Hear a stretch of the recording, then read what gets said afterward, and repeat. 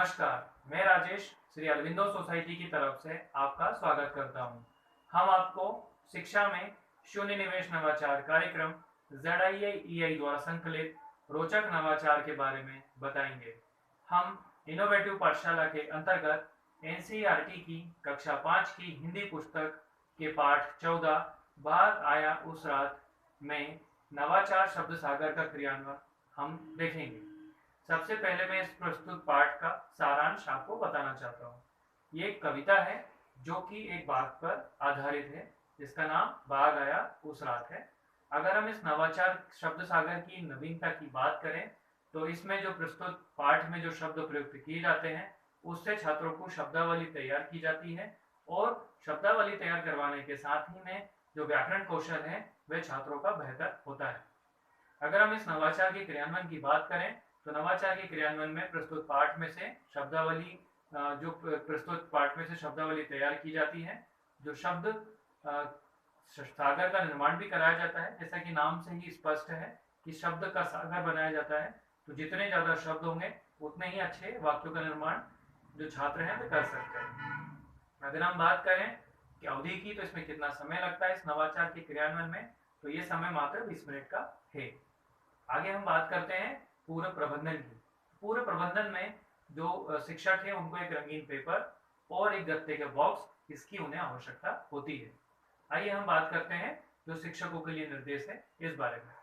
जब शिक्षक इस नवाचार को पढ़ा रहे होते हैं तब उन्हें जो शब्द इसमें विशेष शब्द उन्हें लगते हैं जिनसे कि वाक्य बनाए जा सकते हैं, तो उन शब्दों को नोट कराया जाता है और छात्रों से कहा जाता है कि उन शब्दों को एक घर से पर्ची बनाकर लेके आना है जिसमें उन शब्दों को लिखना है, और जब वे लिखते हैं तो उससे संबंधित उनको चित्र भी उसी पर्ची पर बनाने हैं। जब जब उन पर्चियों को दूसरे दिन उन पर्चियों को एक ही जगह पर एकत्रित किया जाता है। एकत्रित करने के बाद में फिर एक गत्ते का जो बॉक्स था वो छात्रों के समक्ष रखा जाता है। जब छात्रों के समक्ष बॉक्स रखा जाता है तो जो शिक्षक हैं वे उनकी जिज्ञासा को बढ़ाने के लिए उनसे पूछते हैं कि ऐसा क्या है जो इस बॉक्स के साथ हम करने वाले हैं। आज हमने बॉक्स जो रखा है इससे हम आज क्या करने वाले हैं।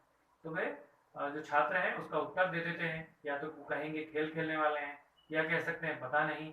तो अलग अलग तरीके से उत्तर वो दे सकते हैं।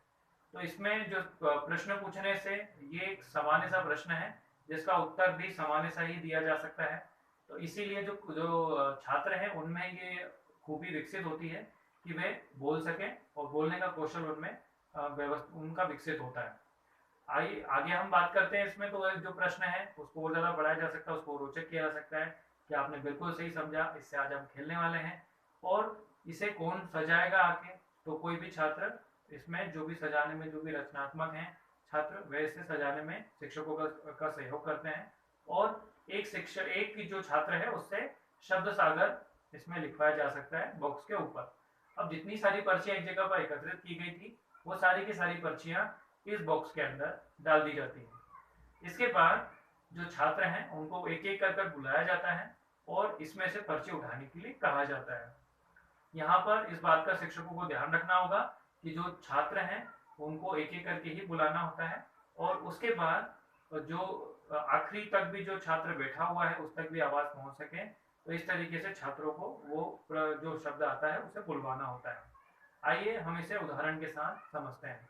जैसे कि कोई एक छात्र आता है और पर्ची उठाता है, उस पर्ची में लिखा हुआ है शेर, तो वो जोर से चिल्लाएगा शेर। अब जो शिक्षक है वे कहते हैं कि इससे आप वाक्य का निर्माण भी करिए, तो वे वाक्य बताएगा शेर खतरनाक होता है। इसमें एक जो शिक्षकों को एक बात और ध्यान रखनी होती है कि एक एक करके जो छात्र आ रहे हैं तो सभी का इसमें सम्मिलित होना आवश्यक है। एक जो शिक्षक है उनके पास 30 अगर छात्र हैं तो इसे आसानी से क्रियान्वित किया जा सकता है। यह अनुपात एक शिक्षक पे 1/30 का होता है। हम बात करें अगर इसमें जो प्राप्त होने वाले निष्कर्ष, लाभ और प्रतिफल की, तो इसमें जो कहानी है या जो जितने भी सारे कविता जो इसमें प्रयुक्त पाठ में इस्तेमाल की गई है, जो जिस पर ये आधारित है, तो इसमें जो शब्द इस्तेमाल होते हैं वे जो छात्र हैं उन्हें सीखते हैं और उन्हें अपनी मौखिक भाषा में उसका इस्तेमाल करते हैं। आम बोलचाल की भाषा में उन शब्दों का इस्तेमाल करते हैं। शब्दावली से, शब्द सागर से वे शब्दों को के महत्व को समझते हैं और नए नए वाक्य भी साथ ही में बनाते हैं। अगर हम बात करें विशेष आवश्यकता वाले छात्रों की, तो वह इसमें पूरी रूप से तो इसमें भाग नहीं ले सकते हैं, लेकिन समावेशी शिक्षा में जो दूसरे छात्र हैं उनका सहयोग वो इसमें ले सकते हैं। तो इस तरीके से नवाचार विद्यालय में शब्द सागर क्रियान्वित किया जाता है। इस प्रस्तुत पाठ में कई और भी नवाचारों का क्रियान्वयन किया जा सकता है, परंतु आज हमने शब्द सागर नवाचार का क्रियान्वयन देखा। हम आशा करते हैं शब्द सागर का क्रियान्वयन अपने विद्यालय में कक्षा में आप अवश्य करेंगे। इस तरीके के कई और दिलचस्प नवाचार हम आप तक लाते रहेंगे। आपसे अनुरोध है, आप हमारा YouTube चैनल जरूर सब्सक्राइब करें। यदि इस वीडियो को आप फेसबुक पर देख रहे हैं तो हमारा पेज ZIAEI जरूर लाइक करें। इस वीडियो में डिस्क्रिप्शन में एक लिंक दिया गया है जिस पर क्लिक कर आप इनोवेटिव पाठशाला ऐप डाउनलोड कर सकते हैं।